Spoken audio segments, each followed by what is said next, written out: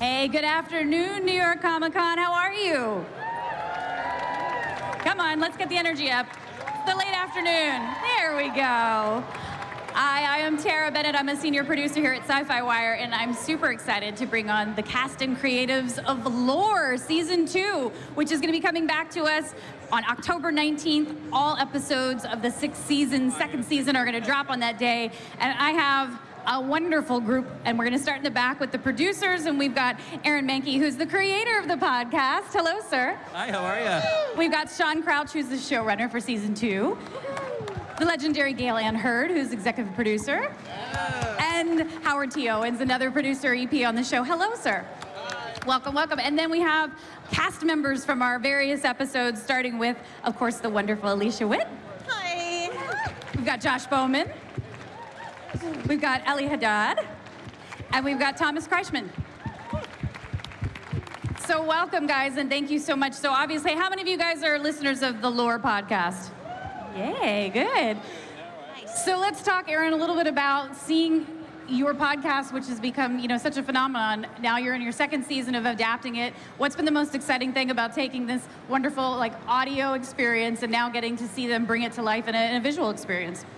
It's been a surreal experience, but for Season 2, seeing the stories come to life in such a visceral way, it's just been amazing. That's wonderful. Sean, coming in and being able to work in this world, be able to take what the podcast has laid down as a foundation, what were some of the thoughts that you had about when you guys were sitting down and breaking and going, what do we want to do for Season 2? How do we want to give people an experience that kind of ups the game and also, allows people to get a different, maybe a little bit of experience with how the episodes are presented? Yeah, so I came in, my favorite TV show is The Twilight Zone. Yeah. So I think it's most people's favorite TV show because it's amazing. But I wanted to come in and do something like that with Season 2 of Lore, knowing that we have the podcast, we have all that great research, and now let's tell a very simple human story on a grand epic scale. Yeah. Tell me a little bit, Howard and Gail, a little bit about the scale, because I've watched the first 3 episodes of this season, and the scale has really, the production design, what you guys have done in terms of your locales, all of that has really jumped up. So tell me a little bit about what your thoughts were on how to kind of really give people a very deep experience with these new seasons, episodes.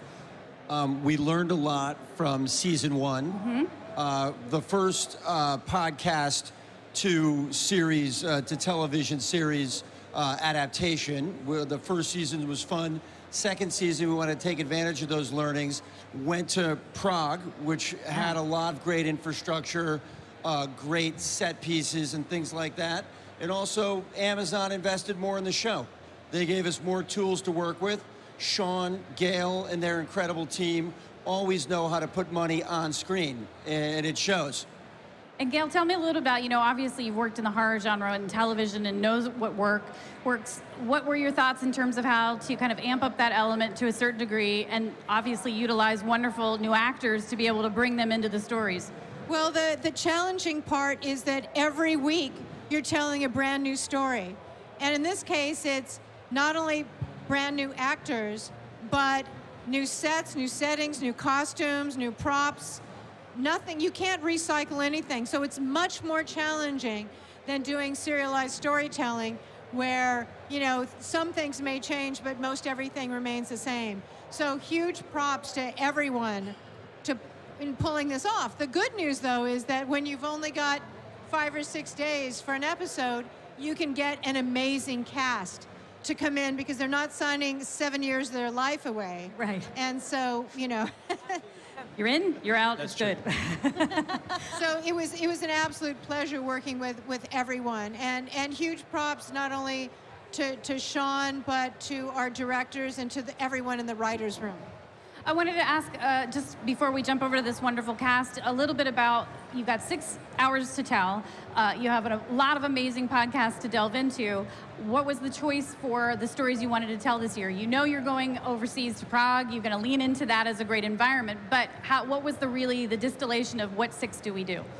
Well, we were lucky enough to have Aaron with us for that first week. So he was able to go through, and we were able to pick about 12 podcasts that then we brought to, 9 podcasts and 3 new ideas that we brought to Amazon. I mean, having the best research ability here was perfect. You know, what we learned through the process is that there's a lot of episodes of the podcast that adapt great to the screen. Yeah. And we can't wait for more opportunities to tell those stories. There are some that don't translate so well, and you have to adapt them a little bit or a lot. And then there are some stories that are not right for audio, but they're right for video. Yeah. And so that's why this season we have 4 episodes that are from podcast episodes, but there are 2 that are brand new to the world of lore that have not been audio episodes, and probably won't be, just because they're such a visual-based story, both of them are, that they're better off in the video format. Awesome. Well, we're going to jump to that because Jack Parsons is an episode that we're going to do, and that stars Alicia and Josh. So tell me, we don't want you to spoil people, but we do like to tease. So tell me a little bit about your characters in that episode and what you guys are exploring through the storytelling. So as Jack Parsons was a famous rocket scientist. He came up with he founded solid rocket fuel. He was also, I guess he was part alchemist, part magician. So he was very into magic, particularly a thing called sex magic. So it's very much sex, drugs, and rocket fuel, if you like. And he also met this wonderful woman who he thought that he conjured. Thought he manifested. Although Marjorie wasn't so sure that that was how she came into existence. But they meet, and they're like these twin flames that were always destined to be together, which sounds a little corny the way I'm describing it right now, but that's not how it is. It's just the idea that I thought when I read it, it's like, what's the difference between conjuring someone into your world and manifesting them or whatever? When you fall in love with somebody, they sort of are what you imagine them or want them to be anyway. Yeah. So I felt like this story, which is based on these 2 real people, also delves into those aspects of love and its destruction and its magic. Tonally, it's the San Junipero of our season of lore, where it's tonally slightly different to the rest of the episodes like these 2 guys did, which is really steeped in horror and drama. Ours was very much just all about sex. Sex. So if you like sex, people, well, if you're watching them in and out of order, we'll know now October if that's what you want to watch. That goes top of the queue. Ellie, tell me a little bit about the Prague Clock, because that, as we said, it goes a little more into the horror realm of it, and tease, how the approach for your episode is and who you play. So I play the character of Jan. He's a Turk that comes to the city of Prague with his brother, Dervik. And so Prague is under the Black Plague. People are dying. The clock has been cursed for 60 years. And people believe that if someone can fix it, then people will be safe. And so these 2 brothers are saying that they can do it. And people have tried for that long, and they all have failed.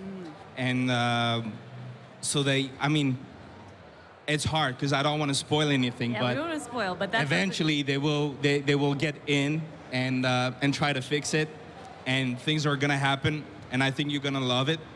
And yeah. That's great. I'm already intrigued. And then, Thomas, let's talk about Hinterkaifeck, which is your episode. Tell me a little bit about your character and about what the history of it and what you guys play out. May I spoil a little, Sean? May I spoil a little? Let me spoil a little. Oh, there you go. So ours is about, it's about a mass murder case, slaughter, and it's pretty much like sex. Easy target. That's my episode still. There you go. Having 6 people stacked on top of each other, inclusive a baby and a door on top. Nobody knows what happened, why it happened, who did it. And I play this inspector who comes to solve the case. And that happens 100 years ago, exactly, pretty much 100 years ago. And till now, we don't know what happened. So We've been shooting that. We've been guessing why we were shooting. Everyone has a different opinion, and we are waiting for you guys' opinion when it comes out. Who did it? I'm pretty sure I know who did. Oh, I like that. It's teasing us with where it goes. Yes. You know, just from a perspective of actors, you know, the anthology has become so much more popular, and it does allow you guys to kind of pick and choose projects that seem really interesting, that you can jump in and not have a long-term commitment, but you get to kind of be part of this really interesting world. For you, what was the most exciting thing about being able to kind of jump into, one, had any of you listened to the podcast, and then two, the mythology? Was that the big attraction for you of your own particular stories? To jump in, tell a tale, share it with the world, and then be able to move on to other projects? Well, if I may start, I feel very privileged because the whole entire season was shot in Prague, but my episode is actually the only story that takes place in Prague. Great. So I got to, you know, get around the city, lost myself, and get myself immersed and inspired. And it was awesome. It was really good. Wonderful. Really great, yeah. I didn't get the question. It's so That's loud. okay. Yeah, it's loud. No, just in terms of being able to kind of jump into the mythology of your episode, and then, you know, be part of an anthology where you get to tell these individual stories that people get to jump in and enjoy. I still don't get the question. Basically, I'm so sorry. I'm going to take over. But That's fine. it was the great thing about this. There's 6 different stories. They are all so different. They are non-fiction, so they are true, real stories. They are scary. What makes things so scary is the truth. They are all real lived events. Yeah. And I think that's what drew us all to them. The writing's fantastic. And for me personally, the script that Jack Parsons just read beautifully, and that's a love story, and every single story has their own unique blend of horror and thriller and psychological twists and turns, and it's great to watch. Well, I am super excited to see what you guys bring to the screen. Thank you guys so much for coming in to explain what the new things are. And then, you know, you've got 6 fantastic autumn-appropriate stories on October 19th, so start getting yourself spooked up because these guys have some great stories to tell. Thank you so much for being with us, everybody. Thank you. And up next, guys, we've got an epic panel of American Gods. All the cast are here. Stick around.